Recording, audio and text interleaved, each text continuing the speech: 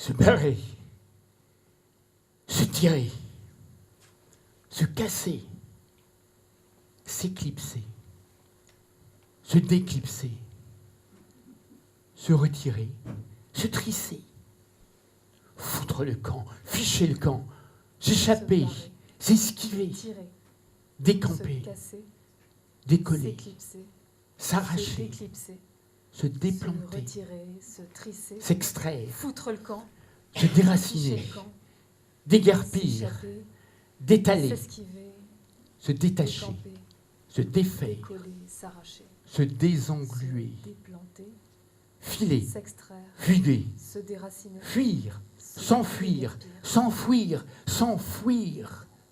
Oh oui, s'enfouir. Se faire la malle, prendre la poudre se d'escampette, détacher, prendre la clé des se champs, défaire, faire le mur, se faire la belle, désengluer, se carapater, filer, fuguer, fuir, s'enfuir, s'enfouir. et croire s'en tirer en se tirant. Ah, croire s'en tirer en se tirant. Oui, croire qu'on s'en tire comme ça. S'immerger, s'imbiber du flot des foules, du flux des foules, se laver, se délayer, se diluer, d'éteindre,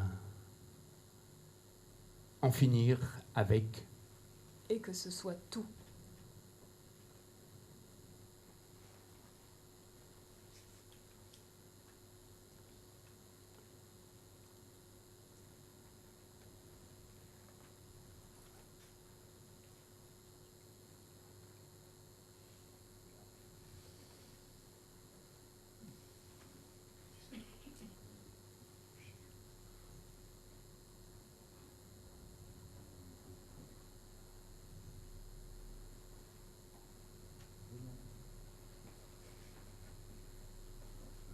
Est-ce que son père,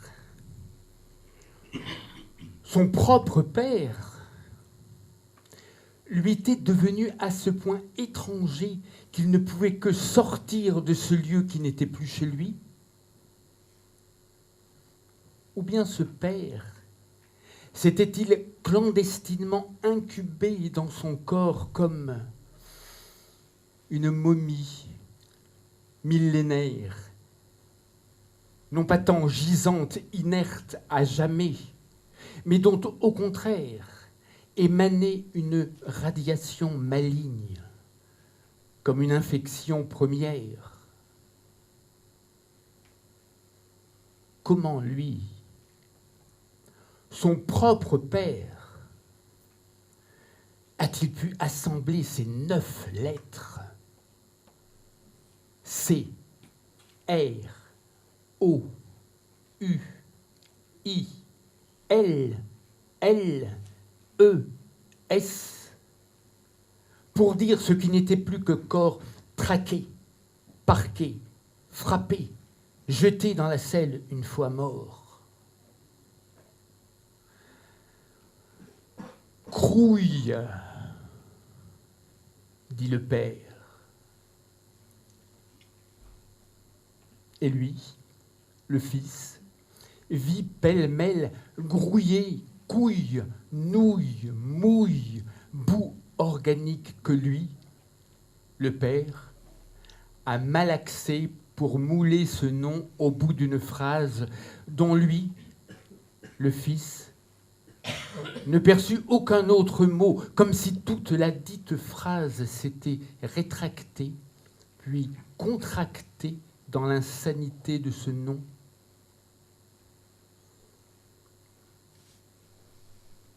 Cet outrage était-il ce qui le poussa dehors, lui, le fils? Comme l'aurait fait la découverte, au milieu de la salle à manger familiale, d'une bouse humaine, et de son aura de puanteur qui aurait imposé non seulement d'ouvrir portes et fenêtres, mais de constater que non, cela ne saurait suffire, et qu'il faudra foutre le camp, passer cette porte, marcher sans se soucier de rien d'autre que d'expulser l'infection de ses poumons.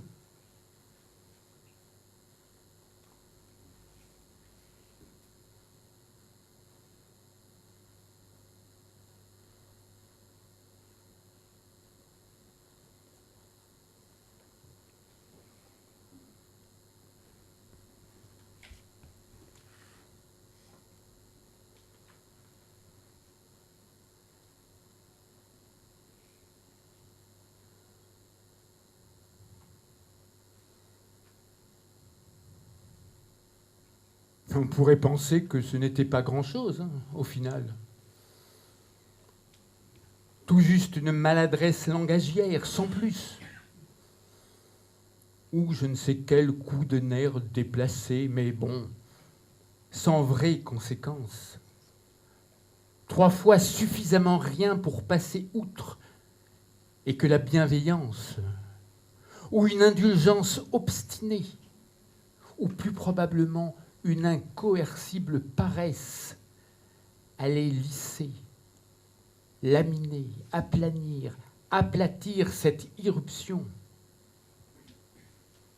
Et quand le plat de l'aplanissement aura parfait son anesthésie, les choses, oui, les choses, c'est comme ça qu'on dit pour parler du monde qui doit continuer à turbiner 24 heures sur 24, 7 jours sur 7. Les choses, donc, reprendront peinardement leur cours comme si de rien n'était.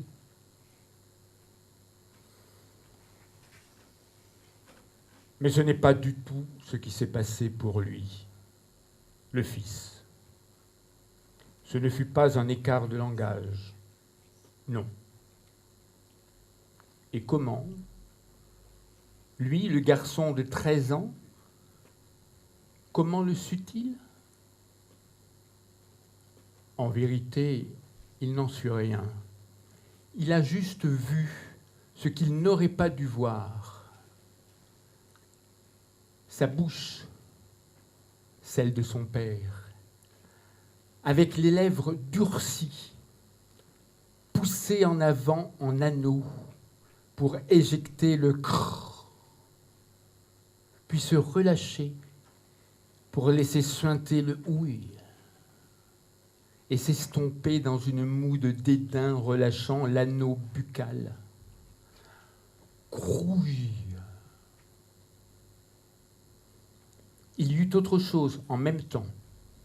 Sa cage thoracique, celle de son père, se crispa quand jaillit le crrr et s'abaissa quand s'écoula le ouïe, suivi d'une profonde inspiration, expiration satisfaite. Puis la respiration reprit son cours régulier.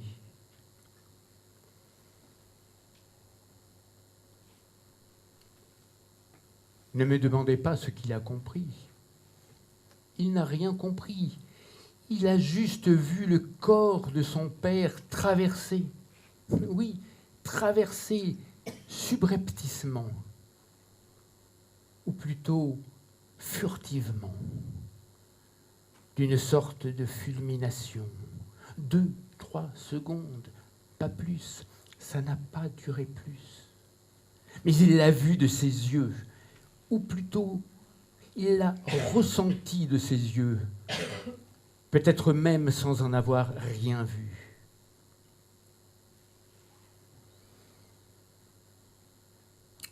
Voilà, une fois que tout cela fut accompli, son père sortit de la salle à manger, s'engagea dans le long couloir qui le menait à son bureau.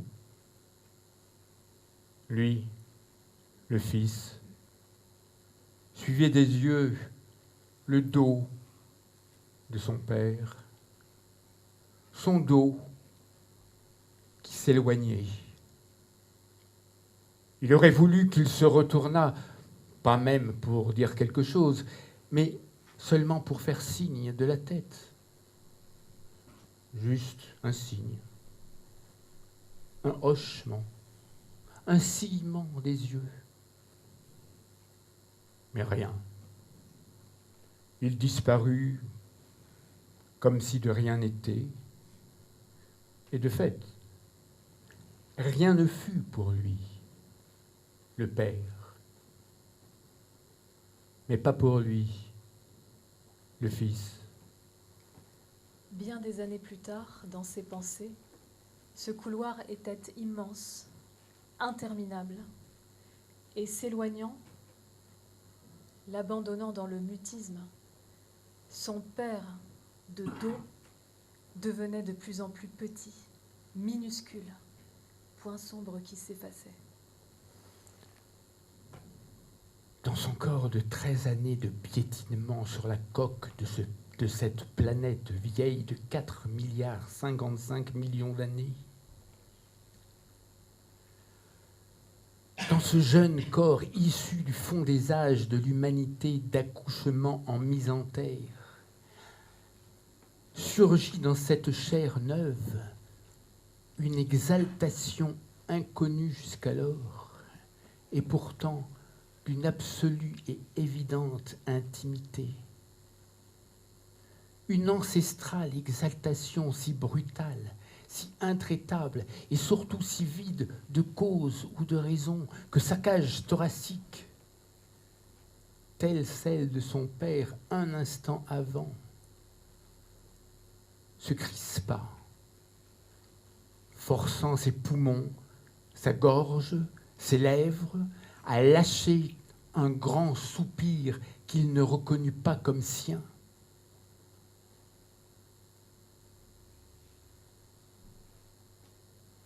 Il pouvait bien se raconter choqué par cette façon de nommer les Algériens. Il pouvait aussi se prétendre à lui-même ne pas supporter que le jour même où 200 d'entre eux furent massacrés, que son père, son propre père, fut celui qui lui fit miroiter, volontairement ou par inadvertance, les puissances humiliantes des mots. Il pouvait bien se rassurer, se prétendre poussé hors de chez lui par cet excès, par ce relâchement. Il pouvait bien se baratiner, se dire, se répéter qu'il s'était senti jeté hors de chez lui.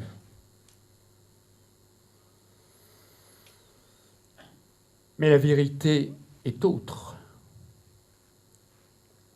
La férocité de ce râle, pour étrangère qu'elle lui sembla, surgit de sa propre gorge. Elle s'imposa et le mit hors de lui.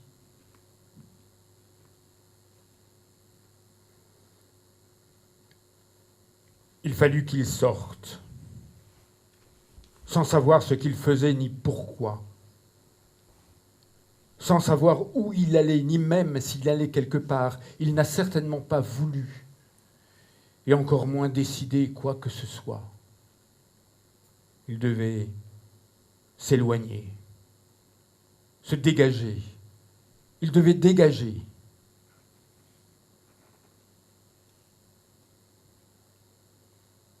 Dévalant l'escalier, il eut l'impression d'entasser les étages comme si ce fût des strates de béton ou des sédiments géologiques, le cuirassant couche après couche. Mais contre quoi ? Contre quoi ? Contre quoi ?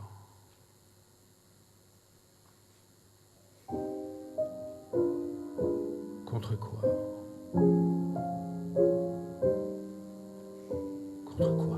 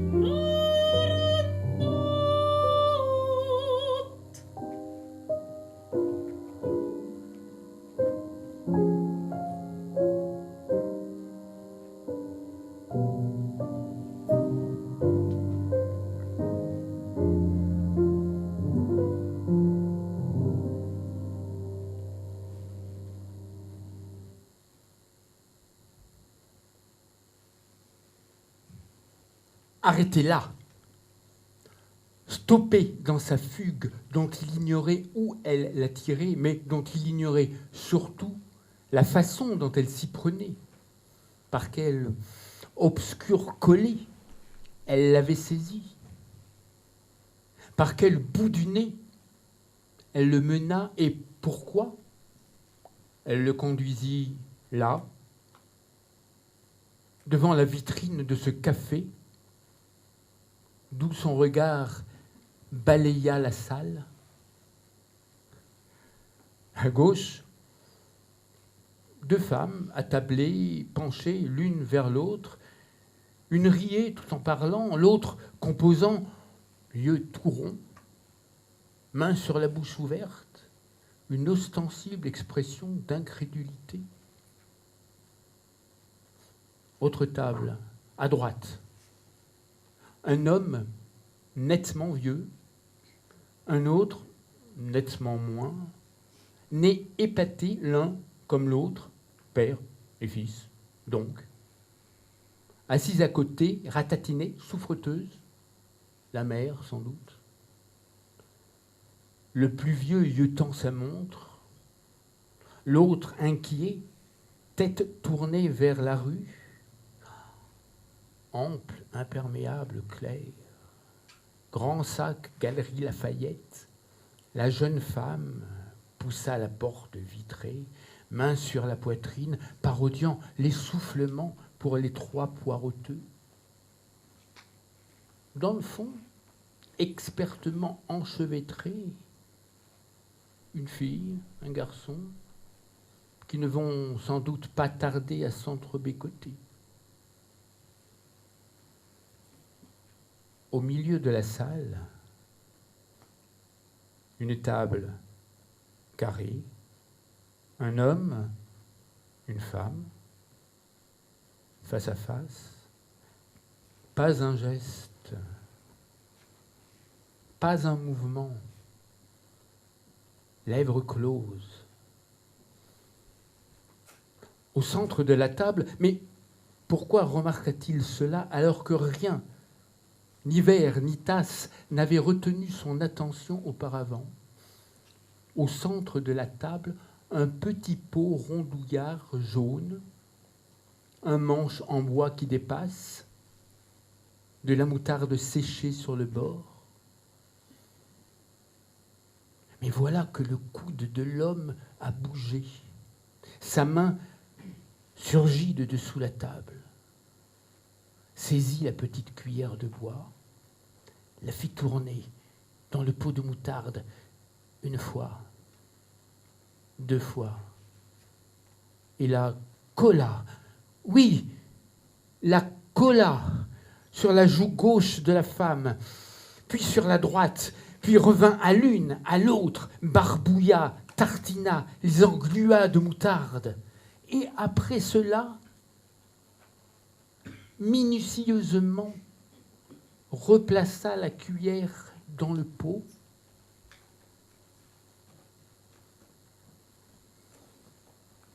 Sa fulgurance, sa précision, l'épure de ce geste estompèrent dans l'esprit du garçon la trajectoire de la main,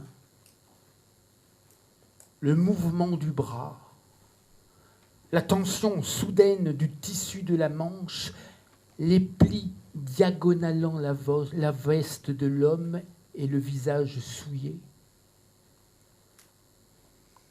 Tout se déroba pour ne laisser dans son esprit que la griffe d'un acte insensé. étincelant et net, comme la cassure d'un miroir. La main de l'homme fouillait maintenant la poche de sa veste. Elle en sortit en serrant quelque chose dans son poing crispé, se posa sur la table et glissa vers la femme dont la main, à son tour, se posait et glissait vers celle de l'homme. Retenant sa respiration pour ne pas qu'elle embût la vitrine du café contre laquelle son front et le bout de son nez étaient collés, sourcils froncés, avec l'attention d'un entomologiste, le garçon suivait la progression des deux mains l'une vers l'autre. Quand soudain l'une, celle de l'homme, stoppa net. Un instant interrogatif, il leva les yeux vers le visage de l'homme. Un éclair glacé le traversa. Les yeux de l'homme étaient fixés sur lui. De ses deux yeux, un jaillissement dru, métallique, se ficha dans ses orbites à lui, le garçon, et s'y enfoncèrent tels deux doigts impératifs.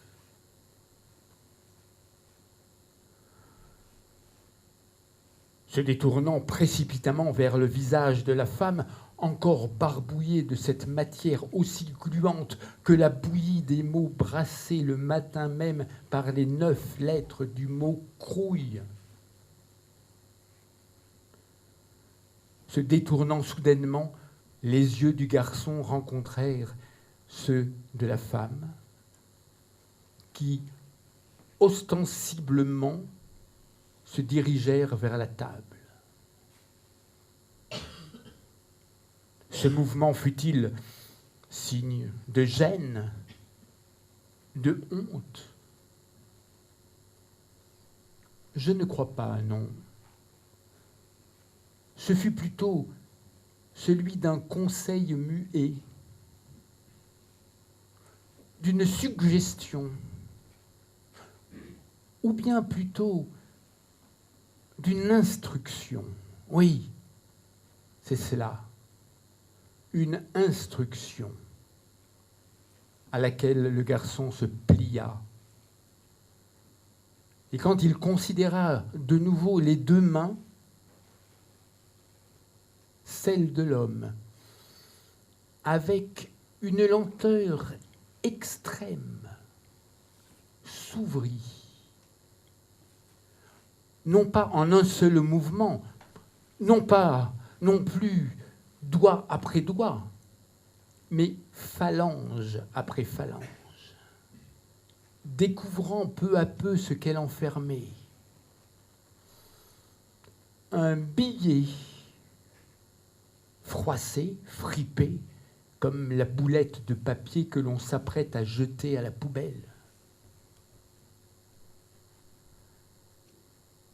Les doigts maintenant largement écartés, concentrés dans cette main ouverte, étalée.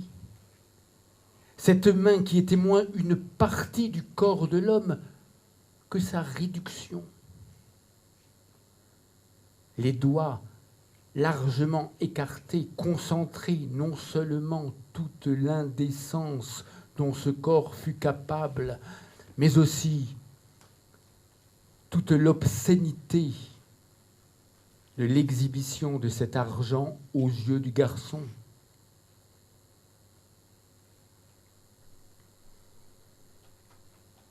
La main de la femme, main aux doigts mécaniques tels des mandibules d'insectes, agrippa le billet et disparut sous la table comme un prédateur s'enfourne dans son trou.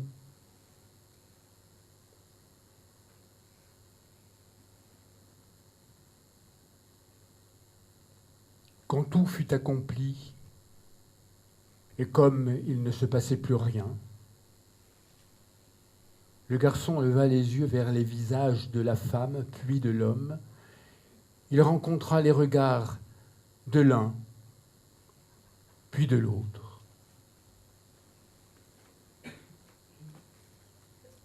Le couple de regards, en convergeant vers lui, l'enrôlèrent, corps et âme, puisqu'il avait tout vu. L'enrôlèrent dans leur machination. Et parce qu'il avait tout vu, et parce qu'il avait tout vu dans les moindres replis, l'avilissement tarifé du visage se chargea d'un surplus d'insanité.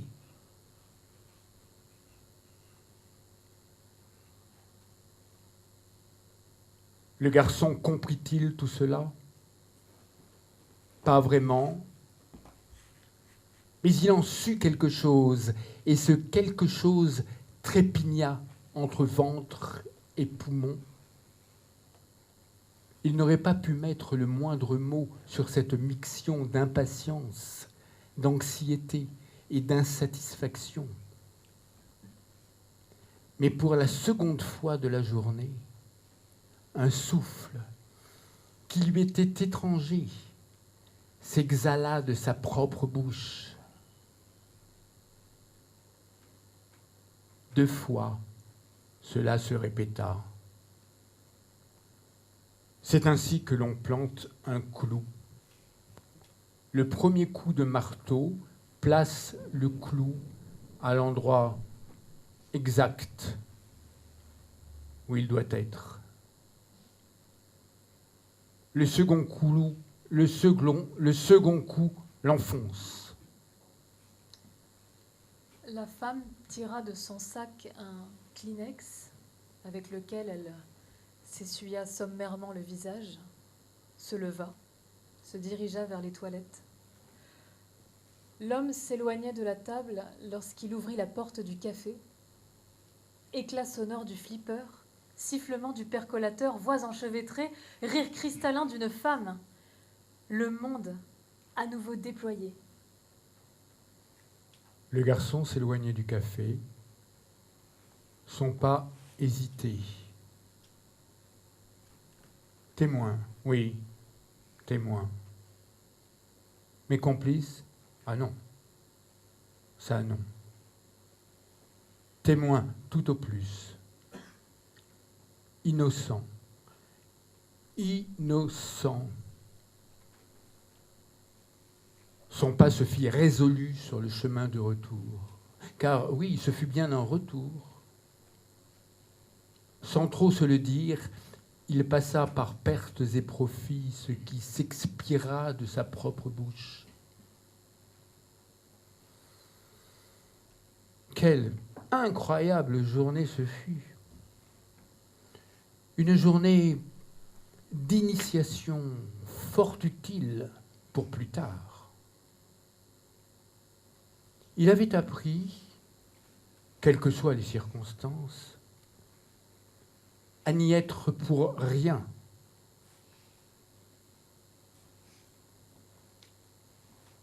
Il grimpa 4 à 4 l'escalier. Debout devant la porte de chez lui, repensant à tout cela, il haussa les épaules et sonna, car il était sorti trop vite ce matin en oubliant ses clés.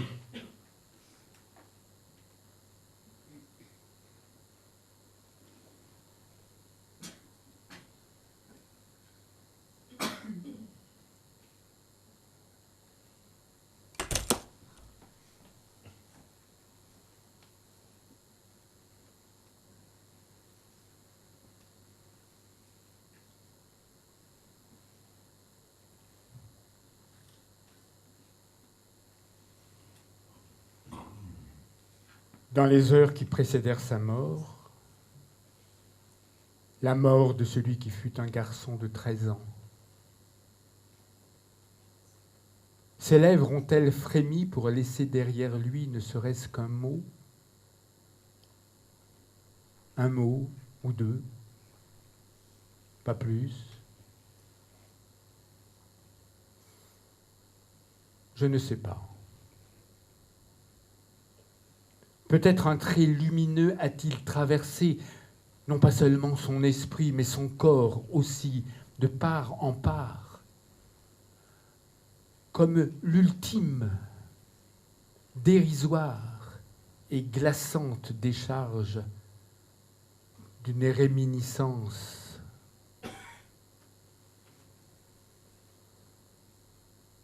Aura-t-il ébauché une phrase, finalement abandonnée, inachevée? Peut-être. C'est ainsi que je suis devenu.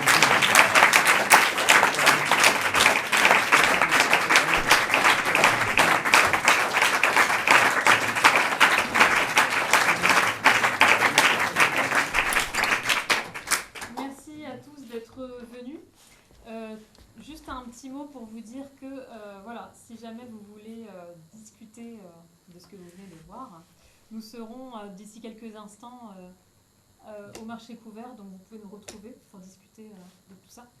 Et par ailleurs, nous allons vous présenter à la sortie, si vous le souhaitez, le QR code en fait qui correspond au blog de Alain Mergier, qui est l'auteur de ce texte, sur lequel vous retrouverez tous les textes écrits également par lui qui viennent s'inscrire en résonance avec ce que vous venez d'entendre. Voilà. Donc si vous le souhaitez, à la sortie, Margot, qui est juste là, vous présentera le QR code pour accéder au blog de Alain Vergis. Merci infiniment.